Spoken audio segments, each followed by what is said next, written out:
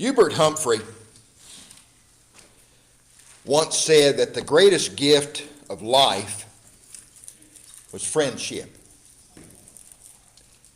Now think about that for a minute.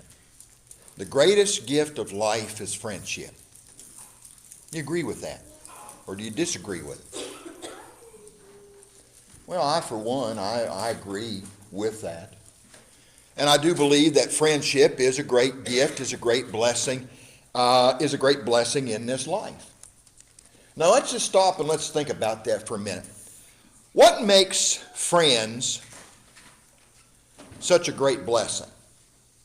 If we had to make a list of what makes friends so great, what would be on that list for you? Torment them, okay. Yes. Or maybe they torment you. No, right? it don't work that way. Doesn't work that way? No. Oh, right. Well, it's the care and concern. Okay. And so care and concern. Trustworthy. What makes friends so great? Love. Okay, love. Makes friends so great. Anybody else? Somebody you can share things with. Okay, someone that you can share things with. And I think these are all very good things that certainly show what a great blessing that friends truly are. Now let me share with you just a few more things. What makes friends so great? Well, to me, what makes friends so great is the fact that they rejoice with you. And not only do they rejoice with you, but they also mourn with you. In fact, those are both very biblical concepts, aren't they? You know, in Romans, the 12th chapter, the Apostle Paul shares with us really some duties of all Christians. And in the midst of those duties, he shares with us something I believe really can tie in or attach to friends as well. In Romans, the 12th chapter, let's begin reading in verse 10. Be kindly affectionate one to another with brotherly love, in honor preferring one another, not slothful in business, fervent in spirit, serving the Lord, rejoicing in hope, patient in tribulation, continuing instant in prayer, distributing to the necessities of saints, given to hospitality. Bless them that persecute you and curse not. And then in verse 15 it says, rejoice with them that rejoice, and weep with them that weep. And I certainly believe that those, especially those two things, tie in with friends is what makes friends so great. They rejoice when you rejoice, and they weep when you weep. What does that mean to rejoice? What's that mean to rejoice? Sharing your happiness and your joy. Okay. Sharing your happiness and your joy. If Janet is happy, then a true friend is going to feel how? They're also going to be happy. And that's the idea behind the word rejoice here. You know, rejoice means to be full of cheer, to be happy, to be glad. And that is certainly what a good friend is. Someone who is happy when you are happy. But what is meant here when the apostle said, rejoice with them that rejoice and weep with them that weep? What is meant here by weep? Okay. Okay, sorrow. Comfort them. Be there for them. Okay, comfort them, to be them for them.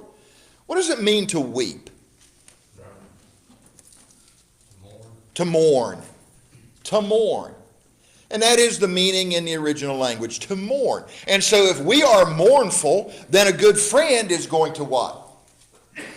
A good friend is also going to mourn. It also means to weep, and weep means what?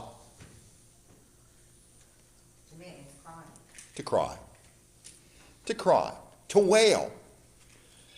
To wail out loudly, to wail softly, or whatever. And so if if we want, a good friend of someone who, when we are sad, when we are mourning, they're going to mourn with us. When we cry, they're going to cry with us. Do we have an example of that in the scriptures? Okay. Wept at Lazarus' tomb. Okay, Jesus wept. Jesus wept. Why did he weep? Well, He lost one of his best friends. okay. I think a lot of it because Martha and Mary was coming to, he wept with them. and had Okay. compassion.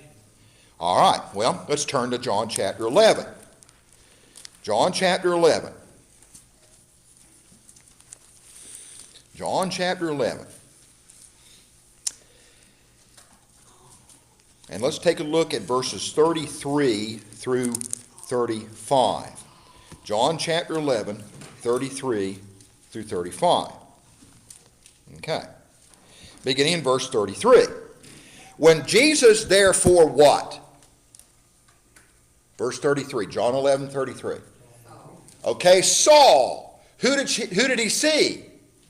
Okay, well, he saw her, which is Mary, in verse 32. Now, what was Mary doing that Jesus saw? Weeping. Okay, she was weeping. When Jesus therefore saw her weeping, and who weeping? Okay, the rest of those who were there mourning that loss. And so the Jews were there, and what were they doing? They too were weeping, which came with her. He groaned in the spirit, and was troubled, and said, where have you laid him? And they said unto him, Lord, come and see. Jesus wept. Okay, the word wept here in the language New Testament means to weep, to shed tears. And so he shed tears. Why did he shed tears? In compassion for Mary, I think, but also for himself, because like they said, Okay. Lazarus was somebody that was special to him. Okay. All right. So, and especially, you go back to verse 33, he saw Mary was weeping. He saw everybody else was weeping. And so, how do you feel when your friends, your acquaintances, how do you feel when they are weeping?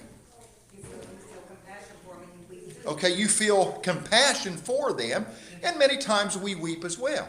But I think in this case, it was probably mostly from compassion, Mm-hmm. because Jesus knew he was going to raise Lazarus. Right.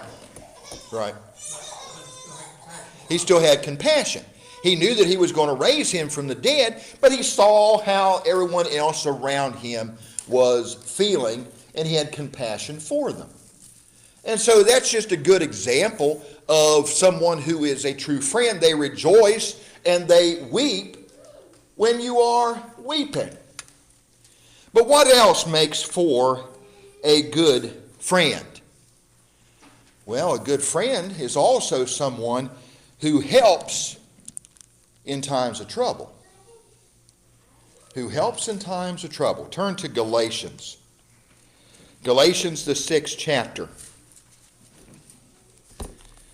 Let's notice what we're told in verse 2. Here's a passage that should be very familiar with us. You know, in verse 1, we are told, brethren, if a man be overtaken in a fault, Galatians chapter 6. If a man be overtaken in a fault, ye which are spiritual, restore such a one the spirit of meekness, considering thyself, lest thou also be tempted. We noticed this verse not too terribly long ago. But then what are we told in verse 2? In verse 2, we are told to bear ye one another's burdens, and so fulfill the law of Christ. A good friend is someone who would do that. What does that mean, to bear one another's Carry burdens? your heavy load. To do what? To help carry their heavy load. To help carry their heavy load. A good friend is someone who is going to lift that burden that you are carrying. He's going to help you with that burden. In fact, in the original language, it means to take upon oneself. And so he is going to literally help you with that burden. It is going to become his burden. By the way, we've noticed three things now. Rejoice, weep, and now help one another in times of trouble. Who best fits those three things so far? Christ. Who else? Who else? Who should it fit? Christians. It should fit those who are of like precious faith. They should be, go ahead. I went up to Waters Funeral Home, this side of Woodsfield. Uh-huh. I've been there numerous times. Okay.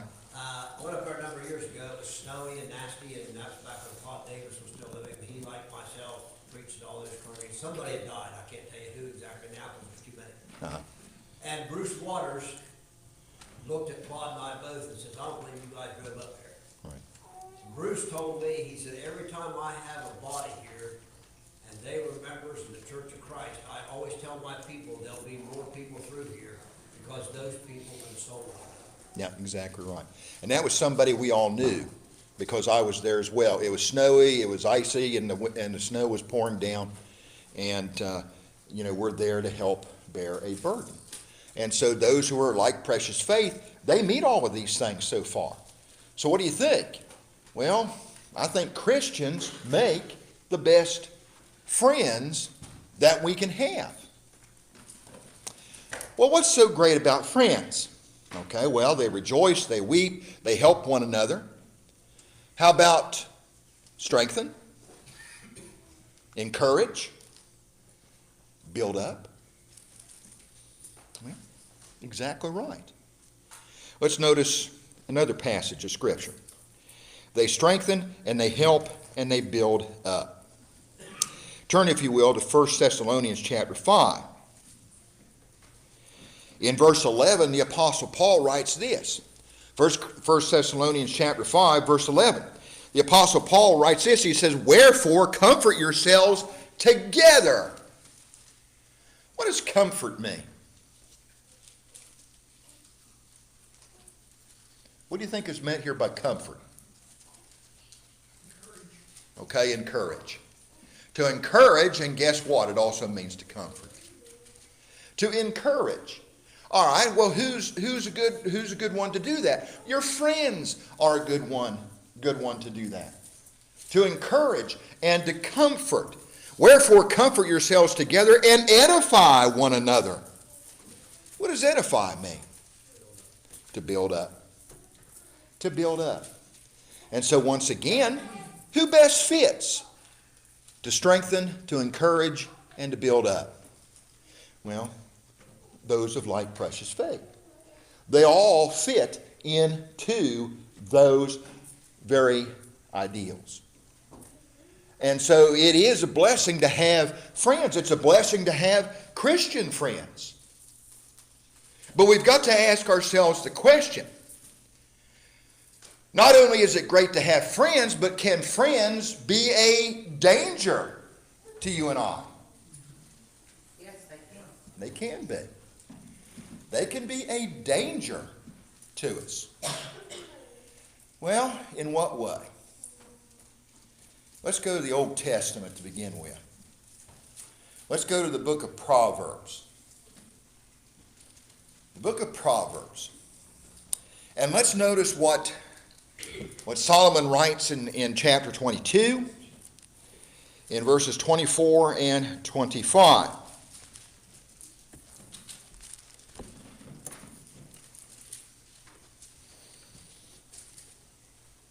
We just got done noticing that to have a Christian as a friend is the very best of friendships, the very best of blessings.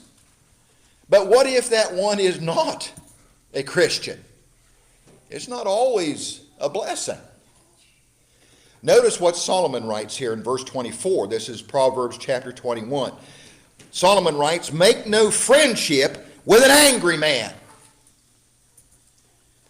Make no friendship with an angry man. Make no friendship with an angry man, and with a furious man thou shalt not go. Okay, now let's look at the last part of that verse to begin with. Thou shalt not go. What do you think is meant here by that phrase? Thou shalt not go. Don't be drawn in. Okay, don't be drawn in. Don't be influenced by their anger. Okay, don't be influenced by it, by them. What do you think is meant? Just don't associate. Okay, don't associate with them. Be not what? Solomon said. Be not what? The first part of the verse. Or make no what? Make no friendship. So here is the type of person you don't want to associate with. Someone who is angry. Someone who is furious. What is meant by furious? Okay, very angry. Uncontrolled anger. Okay, hot-tempered. Someone who is hot-tempered. Someone who has uncontrolled anger. Somebody who has, what'd you say, TJ? I said very angry. Okay, very angry. What type of person can they easily become because of that anger? Dangerous. Dangerous. They could become a dangerous person. In fact, it could go to the point in which they become violent. And that is the idea that's being expressed here by furious. A violent anger. All right, so do not make a friendship with someone who is angry or someone who has a violent anger. Anybody have the Bible in Basic English? Some of you that have it on your little tablet there. You have the Bible in Basic English. Okay. Do not be friends with a man who is given to wrath, and do not go into company with an angry man. Okay. Do not go into company. Do not associate. How about the International Standard Version? Anybody have that? Okay, Chuck has it. Make friends with a hot-tempered man, and do not associate with someone who is easily angered. Okay. Do not make friends. Do not associate. How about the New English Translation? The New English Translation. Do not make friends with an angry person, and do not associate with a wrathful person. Okay. So don't make friends with them. Don't associate with them. Now somebody might ask the question, well, why not? Why not? Well, first of all, they scare him. Okay. You're going to become like them, though. All right. Where'd you get that from? Well, we could go to 1 Corinthians 15:33. You could go to the very next verse. Staying in the book of Proverbs, Proverbs 22. You can go to the very next verse, verse 25. Lest, okay, here's the answer. Why shouldn't we? Lest thou learn his ways and get a snare to your soul. What is a snare? You get pulled in, not a trap. Okay, a trap. It's a trap. How can they trap you? Well, by us learning their ways, by becoming like them. They can entrap us, and we would become like them. So would that be good or would that be bad? Not good. It's not going to be good. They're angry. They're furious. And if they entrap us, we're going to become just like them. We're going to become angry. And we're going to become furious. So is that person a good friend? No. What type of friend would we be if we became like that person? Not a good friend. We're not going to become a good friend. And so we need to be cautious because some friends can become a danger to us. Now, Dave, you mentioned what passage? 1 Corinthians Okay, go to 1 Corinthians. 1 Corinthians what? 15:33. 1 Corinthians 15:33. Here's what Paul had to say about friends. Paul said, do not be deceived. Everybody there? Do not be deceived. Now, what does it mean to be deceived? Okay, fooled. Anybody else? Led astray. Okay, do not be deceived. In fact, in the Greek, it means to be led in the wrong way. Okay? To be led in the wrong way. Paul here is speaking in the positive or in the negative? Negative. And so Paul here is actually saying, do not be led in the wrong way. We need instead to be led in the right way. Be not deceived. Be not deceived, as Paul said here in the King James, by evil communications. by evil communications. Now, I know we have touched on this many times before, but communications means what?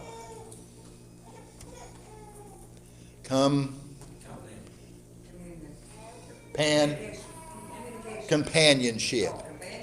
Or company is also good, but it means companionship. And so, evil companionship. Okay, now what is a companion? A friend. Okay, a friend.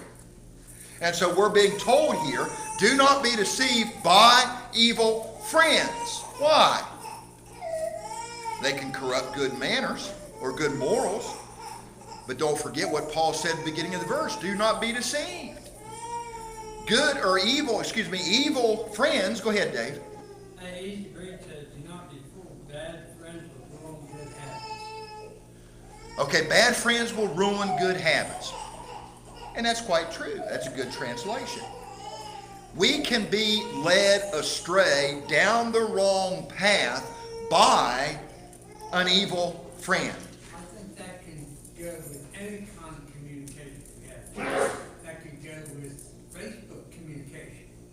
If we got bad stuff that we're watching on it. You know, Okay. it could be with music we listen to. It could be with all kinds of communication we have. Okay. That we have a fellowship with, that we have a companionship with, and that's also what communications means, a fellowship. And so if we have a fellowship with some of these things, it's not necessarily the best thing that we can do. And so we need to not be deceived. Do not be led astray by evil companionship or by evil friends. Okay. Usually, what is the first thing people say when we teach from this particular passage? What's the first thing people say, you think? How can you teach somebody if you don't hang out with them? How can you teach somebody if you don't hang out with them? That's going in the direction that I want to go in. But did you ever hear somebody say when we talk about this particular passage, wait a minute, you're telling me I got to get rid of my friends? Are we telling people that they got to get rid of their friends? No. Perhaps we're telling them they need to select better friends. But we're not telling them not to get rid of their friends.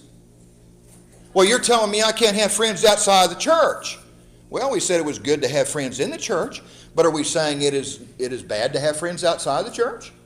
I don't think Friends that's- outside church are not bad friends. Okay. They're not all bad people.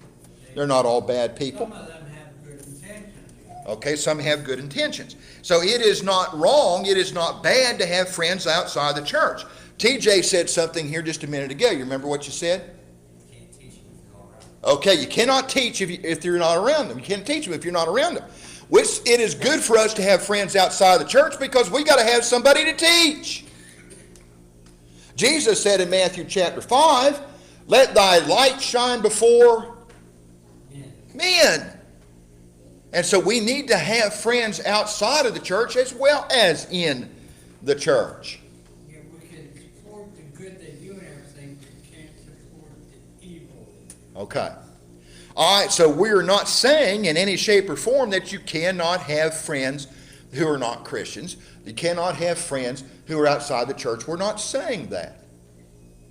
But rather what we do need to encourage is that we have the right type of friend. Which brings up a good question. And that is, how do we find and how do we keep the right type of friend? How do we find them? How do we keep them?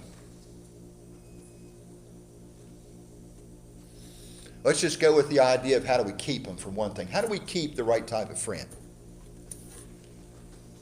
If you're gonna have a friend, you gotta be friendly. Okay, if you're going to have a friend, you've got to be friendly. Guess what? That's number one on the list here. You've got to be friendly. Let me ask you a question. And I wish I had a mirror that we can hand to each of you. But I don't. So just pretend in your mind's eye, you're looking into a mirror. Okay, when you're looking into a mirror, when you are looking into a mirror, who do you see? Me. The reflection of yourself, right? So just pretend you're looking in a mirror and you're looking at your reflection. Now ask yourself the question, would you be friends with you? Would you be friends with you? Yes, I would. Okay. Yeah. I kinda like me. All right. Janet kind of likes her. So you know what that tells me? You know what that tells me? That tells me Janet is a friendly person. But if we look in the mirror and we say, you know what? I wouldn't like me either. Then that ought to tell us something. And that is, you know what? We need to make some improvements on ourselves. Huh? We're doing something wrong. We're doing something wrong. I think sometimes we don't like ourselves. I think everybody sometimes does not like themselves, okay? Something dumb we've done, you know, or we've said, or, you know, or we treated somebody the wrong way, and we really decided we shouldn't have treated them that way. Yeah. I think everybody at times. Well, that's a mistake, yes, we all. You Yeah. know, I can get mad at a friend too because I think that they treated me wrong, but that doesn't mean I hate that friend and I never want to be around that friend again. Yeah. You know, I just want to say, hey, you know what, you really hurt my feelings, so don't do it again. Just like as children, we should always love our children, irregardless, okay? But yet we can't support their evil. Okay. We should love our children irregardless. Yeah, Chuck, go ahead. If we have a close friendship, there are always going to be times that we hurt one another. Yes, Or we we are. do something but that doesn't ruin the friendship. Ultimately, that should strengthen it, because we learn from those experiences. Yeah. I'm kind of smiling because I keep recalling the thoughts that I had when I was studying this and come up with this idea of, you know, do you like yourself? Would you be friends with yourself? Yeah. I answered that question several times when I was studying this, and my answer was, well, sure. I like Tom. You know, I'd be friends with him. He's funny. You know. You ever talk to yourself? When I have a very intelligent conversation. There we go. I talk to myself a lot. And Gino asked, who are you talking to? And I said, me. Well, why are you talking to yourself? Well, I'm having an intelligent conversation. Kathy always asked me, aren't you learning? I said, no, I've got me. Got me, yeah. So if we can look at ourselves and say, yes, I'd be friends with myself, then we're heading in the right direction.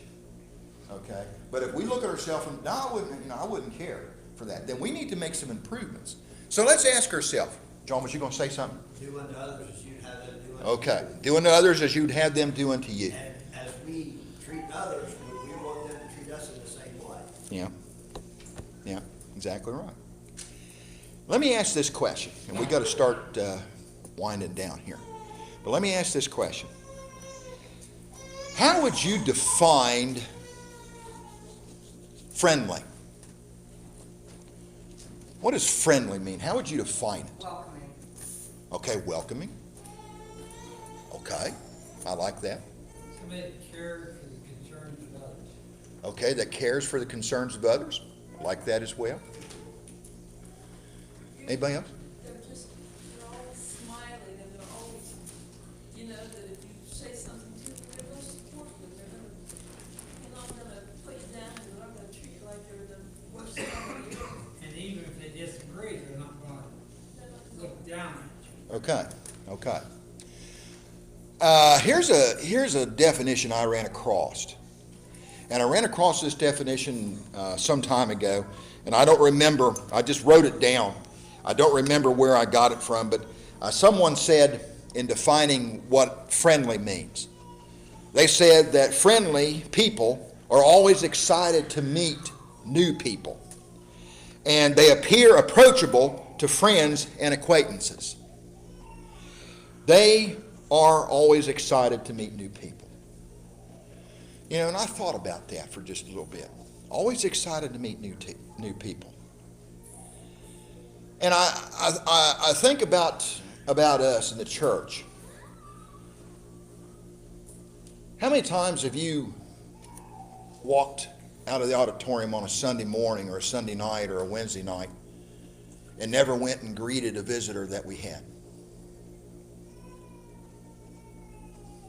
You ever done that? We've got to ask ourselves go ahead, Chef. and traffic, and the two different congregations we were at, it really stood out how friendly they were. Compared to us, we look shameful. We are not a welcoming church, we really aren't. And sometimes it's not all our fault, because I'll see them back here, because a lot of times the visitors want to sell them back row. And they're gone Well, before. what they done in those congregations, when they came in before services started, or even if services started, they stopped and had an opportunity to get acquainted with the new people. They made an effort to see that was done. Well, I kind of think, when we have a visitor, maybe when they're doing announcements, you could ask them to stand up and state their name. Now, and that's sometimes not good because that can embarrass them. Could embarrass them, It's yeah. better for Yeah. us to go to them. But in these congregations, they were congregations in the south where there's a lot of people coming in, to our visit. Yeah. So in some cases, there's 25% of the people may be visiting, but Yeah. Right. they made that effort, and I mean, Catherine mentioned at different times about how friendly these people are. How friendly they are.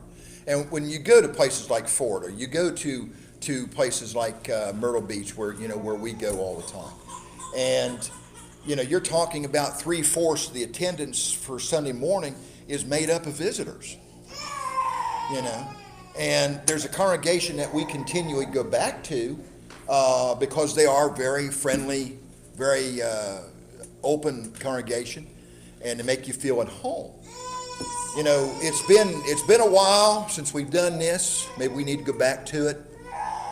But it's been a while since we have stopped and said, okay, will you all stand and take 2 minutes and greet one another? And we go and we greet one another. And so that was one of the things they did. We used to do that. But when that service started, they would say, everybody who sees someone they don't know, they'll go introduce yourself. Yeah. That's a good idea, yeah. Yeah, we used to do that, and perhaps that's my fault because I've always was the one who said, well, "Why don't we do this?" And we've got away from it. And so maybe we'll just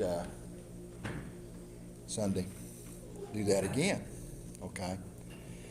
What do they think? Now let's just say, okay, now Chuck and Kathy, they went to these places and they thought, boy, there's a friendly congregation. Let's go back to the idea of we don't greet our visitors. What are they going to leave here thinking? Well, I want to go back there. Don't want to go back there. They're going to leave here thinking, boy, those people aren't very friendly. They're not very friendly. Even if you're at a gas pump and you start a conversation with the guy next to you, you're gonna laugh and joke, okay? And everybody goes away smiling. And it goes away smiling, okay?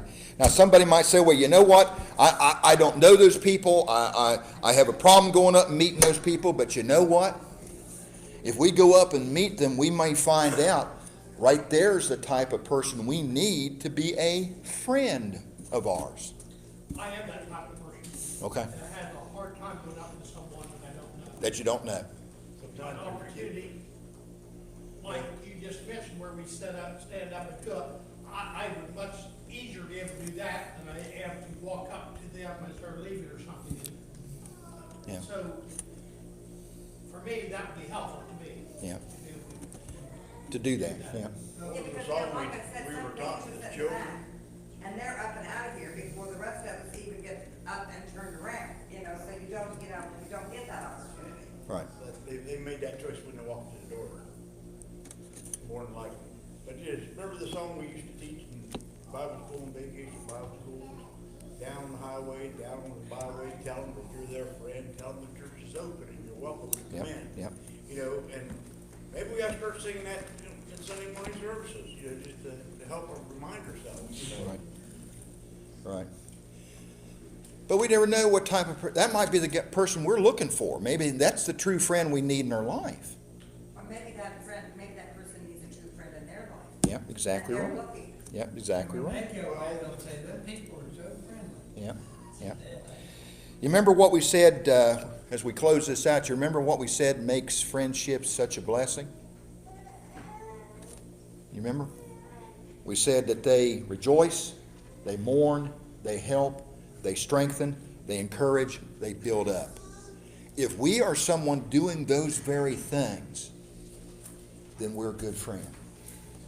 And that's the type of person we need to be, and the type of person that we need to be looking for. Okay, we have got to bring the lesson to a close. And so let's just extend the invitation. If we have anyone here who needs to come in obedience to the gospel, or you have erred in your faith in some way, why not come and make things right this evening? Why, together we stand and we sing.